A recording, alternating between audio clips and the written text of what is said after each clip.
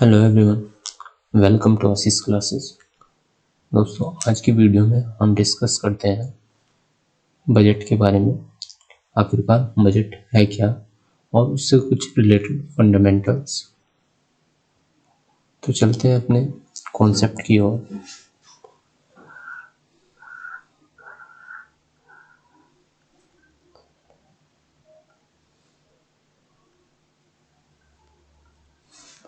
दोस्तों, ये जो बजट है ये एक्चुअली होता क्या है, और ये जो बजट है ये संविधान में इसका कोई बजट शब्द संविधान में नहीं है।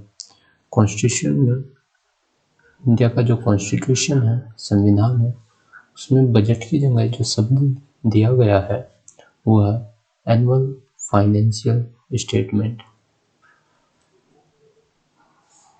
ये होता क्या है दोस्तों? ये जो होता है ये एक स्टेटमेंट होता है एस्टिमेटेड एक्सपेंडिचर और रिसीप्ट का किसी फोर्थकमिंग यानी आने वाली फाइनेंशियल ईयर के लिए। ठीक है, यानी आने वाले वित्तीय वर्ष के लिए ये एस्टिमेटेड एक्सपेंडिचर और रिसीप्ट का स्टेटमेंट होता है। ठीक है, और ये प्रिपेयर किसके द्वारा किया जाता है?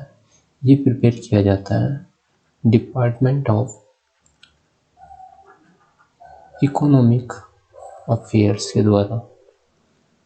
और जो ये डिपार्टमेंट ऑफ इकोनॉमिक अफेयर्स है ये कौन सी मिनिस्ट्री के अंतर्गत आता है? मिनिस्ट्री ऑफ फाइनेंस, जिसकी अभी मिनिस्टर है निर्मला सीतारमण जी। ठीक है, और जो ये बजट है ये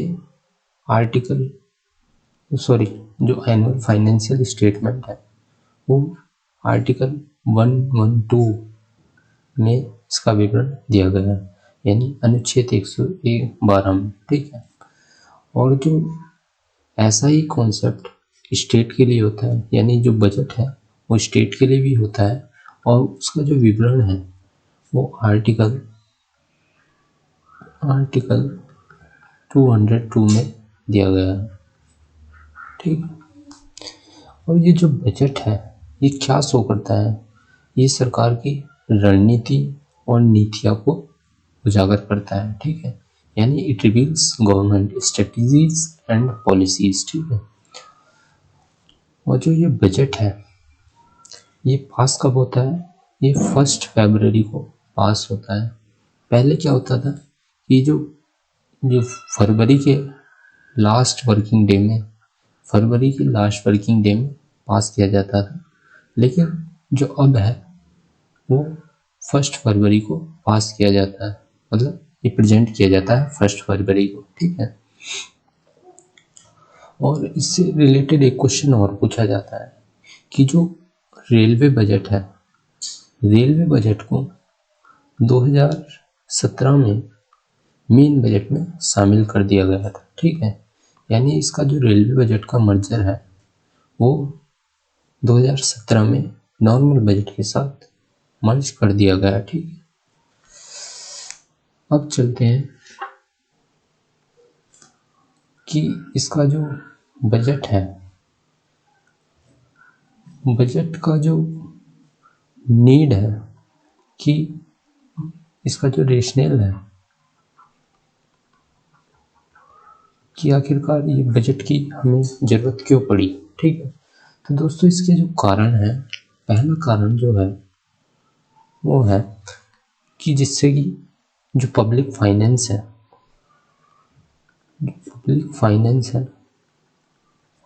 है उसमें क्या रहे? ट्रांसपेरेंसी रहे। ठीक है, पहला जो रीज़न है वो तो ये हो गया कि जो पब्लिक फाइनेंस है, लोगों का जो पैसा है उसमें जो ट्रांसपेरेंसी रहे। ठीक है, या गवर्नमेंट का जो फाइनेंस है उसमें ट्रांसपेरेंसी रहे। ठीक, और जो दूसरा है वो अकाउंटेबिलिटी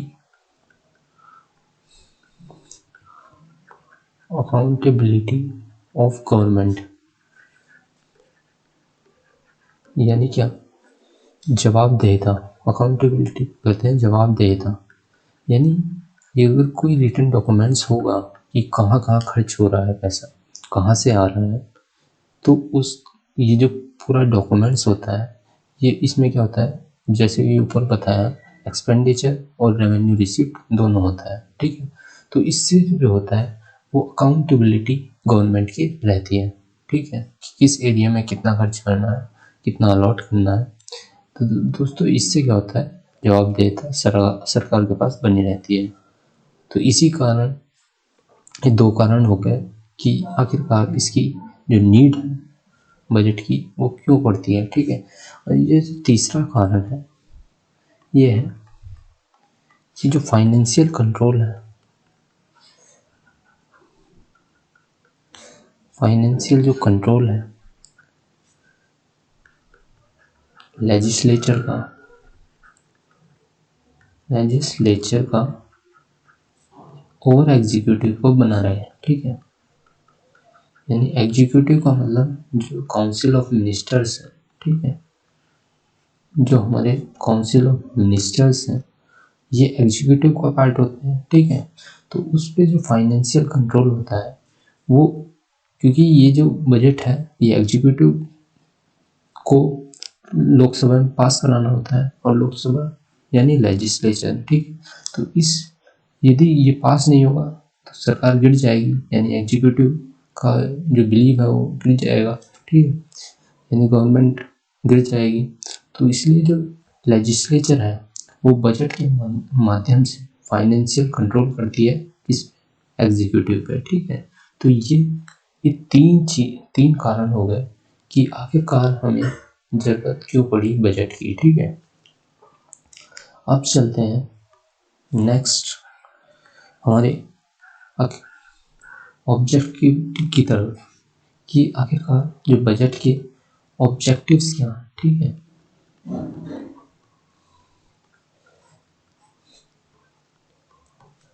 तो पहला जो ऑब्जेक्टिव है दोस्तों बजट का, ये रीडिस्ट्रीब्यूशन करना। क्या रीडिस्ट्रीब्यूशन, जो रीडिस्ट्रीब्यूशन करना, रीडिस्ट्रीब्यूशन ऑफ नेशनल इनकम, ठीक है। जो मतलब इससे क्या होता है, ये नेशनल इनकम जो है वो रिडिस्ट्रीब्यूट की जाती है, क्योंकि गवर्नमेंट की बहुत सारी स्कीम्स होती हैं जो पर्टिकुलर सेक्शंस के लिए चलाई जाती हैं, ठीक है। पर्टिकुलर सेक्शंस के लिए स्कीम चलाई जाती हैं, कुछ एरियाज पर टैक्स लगता है, कुछ पे ज़्यादा लगता है, कुछ पे कम लगता है।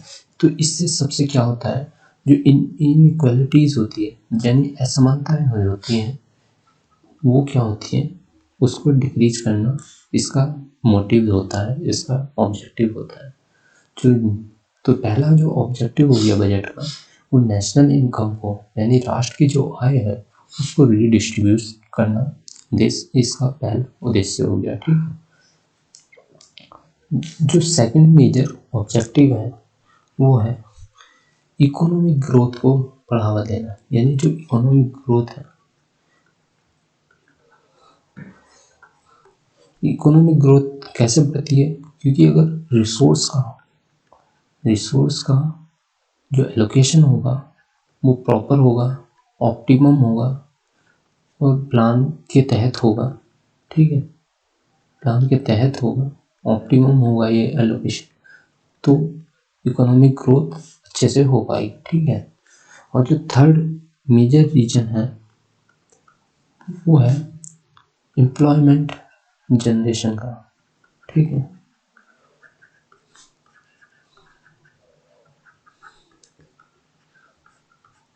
तो दोस्तों ये हैं मेजर ऑब्जेक्टिव बजट के, ठीक है।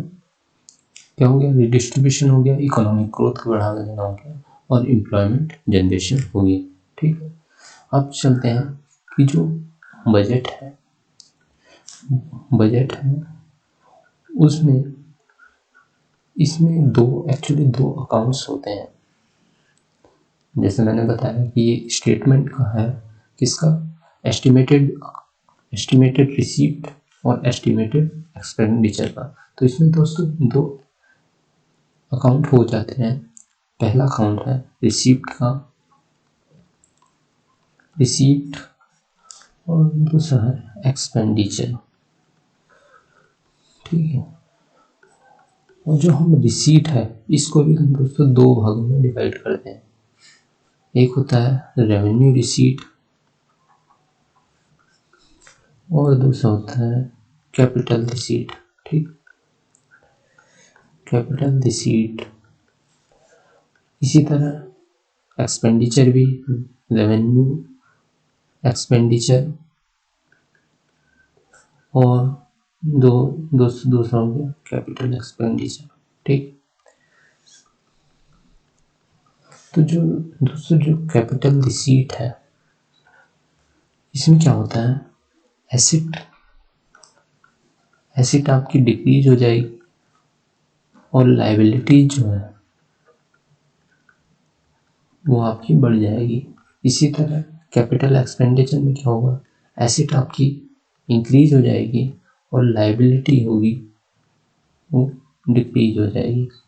अब आगे चलते हैं कि आखिर रेवेन्यू, हमारा जो रेवेन्यू रिसीप्ट है यानी जो बजट में पैसा आता है वो कहाँ से आता है। ठीक है, तो चलते हैं रेवेन्यू रिसीप्ट में, यानी जो रेवेन्यू रिसीप्ट में कौन कौन से चीज़ होती हैं। ठीक है, तो मैं यहाँ पे लिख देता हूँ, जो रेवेन्यू रिसीप्ट है ये डे टू डे रिसीप्ट होती है। ठीक है, डे टू डे रिसीप्ट। तो इसमें पहली चीज जाती है जो टैक्स रेवेन्यू है, वो टैक्स रेवेन्यू रिसीप्ट में आ जाता है। टैक्स रेवेन्यू में जैसे जीएसटी हो गया, कॉर्पोरेट इनकम टैक्स हो गया, पर्सनल इनकम टैक्स हो गया। ठीक है, एक्साइज ड्यूटी हो गई, एक्साइज ड्यूटी, कस्टम ड्यूटी हो गई, और ये दोस्तों ये हो गए। तो दोस्तों पहला जीएसटी, दूसरा कॉर्पोरेट इनकम टैक्स, तीसरा पर्सनल इनकम टैक्स, चौथा एक्साइज ड्यूटी, पांचवा और बहुत सारी चीज़ होती हैं। ठीक है, तो ये हो गया जो रेवेन्यू रिसीप्ट है उसमें टैक्स रेवेन्यू में ये चीज़ आ गई। और दोस्तों इसमें एक और चीज़ होती है नॉन टैक्स रेवेन्यू, क्योंकि रेवेन्यू जो होगा वो टैक्स रेवेन्यू से भी होगा, मतलब टैक्स के माध्यम से भी रेवेन्यू आएगा, और एक नॉन टैक्स रेवेन्यू भी होता है। ठीक, तो इसमें कौन कौन सी चीज़ होती हैं नॉन टैक्स रेवेन्यू में, जैसे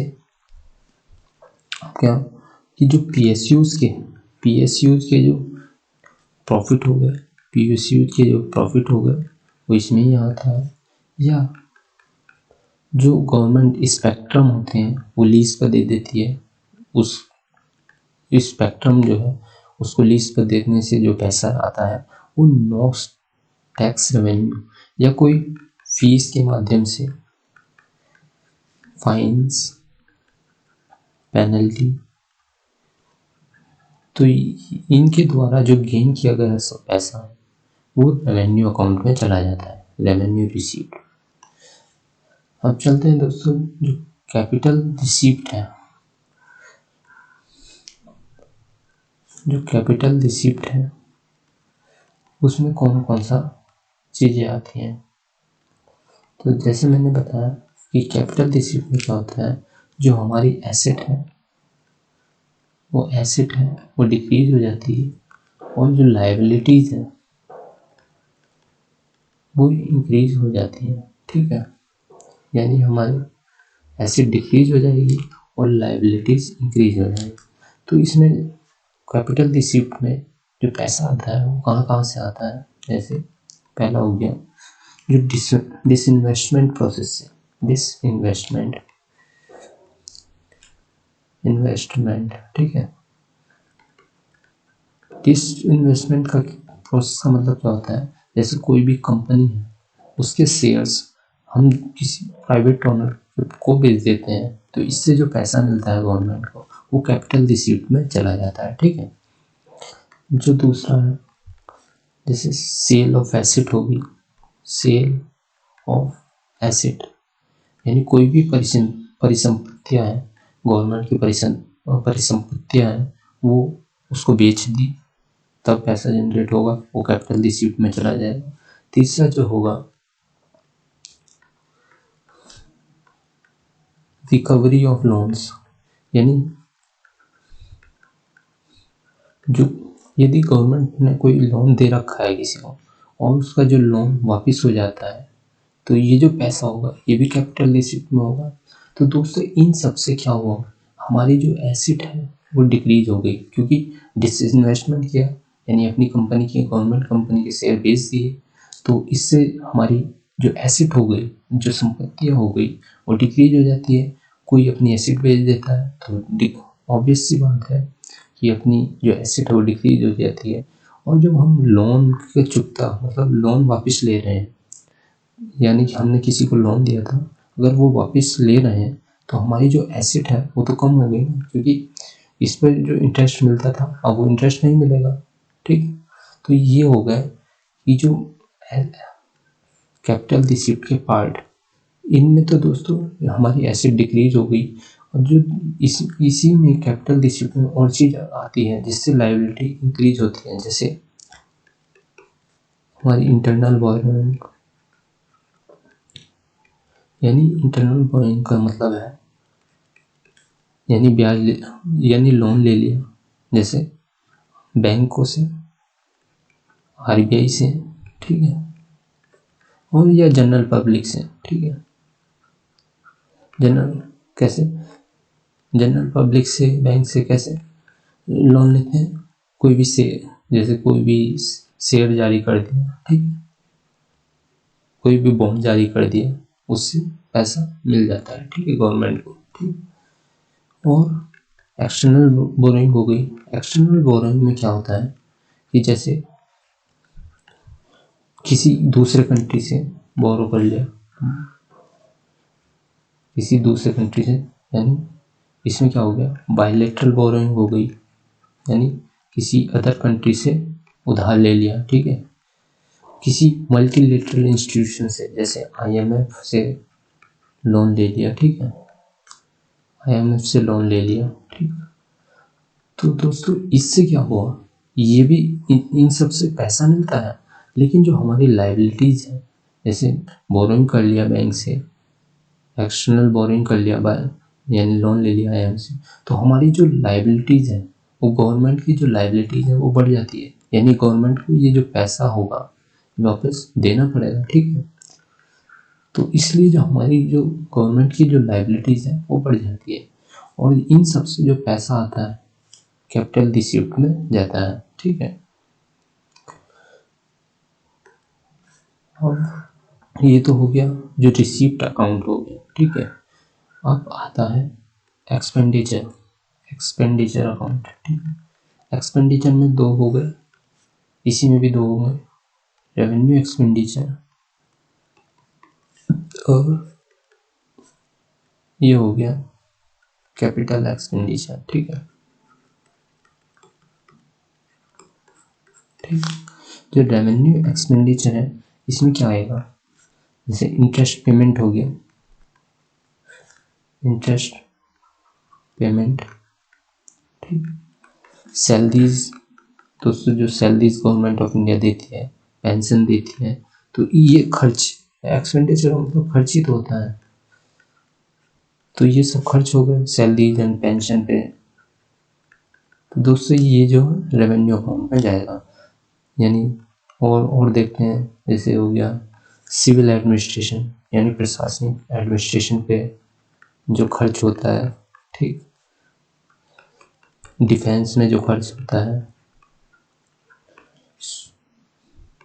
सोशल सर्विस में जो खर्च होता है, वेरियस स्कीम्स होती हैं उसमें जो खर्च होता है, तो ये दोस्तों ये सब किस में आ जाते हैं, रेवेन्यू एक्सपेंडिचर में आ जाते हैं, ठीक। अब बात की जाए कैपिटल एक्सपेंडिचर, तो कैपिटल एक्सपेंडिचर में क्या होता है, एसेट तो हमारी इंक्रीज हो जाती है और लायबिलिटीज डिक्रीज हो जाती है। कैसे डिक्रीज हो जाती है लाइबिलिटीज और एसेट कैसे इंक्रीज हो जाती है, ये देखते हैं।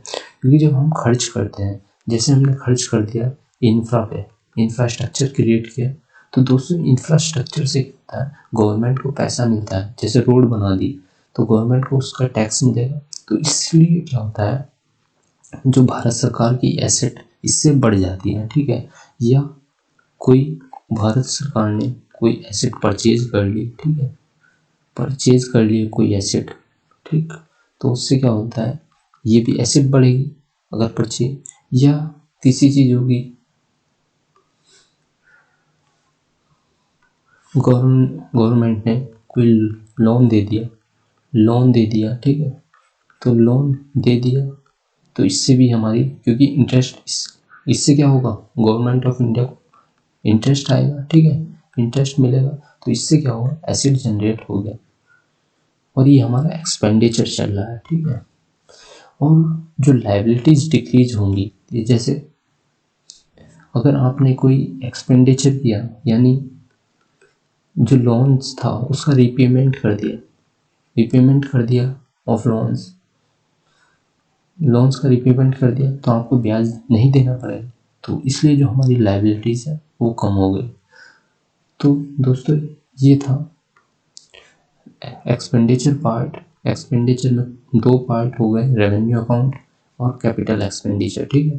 कैपिटल एक्सपेंडिचर मतलब पैसा कहाँ कहाँ खर्च होता है, तो ये सब चीज़ें यहाँ खर्च होता है और ये कैपिटल एक्सपेंडिचर का भाग होती है।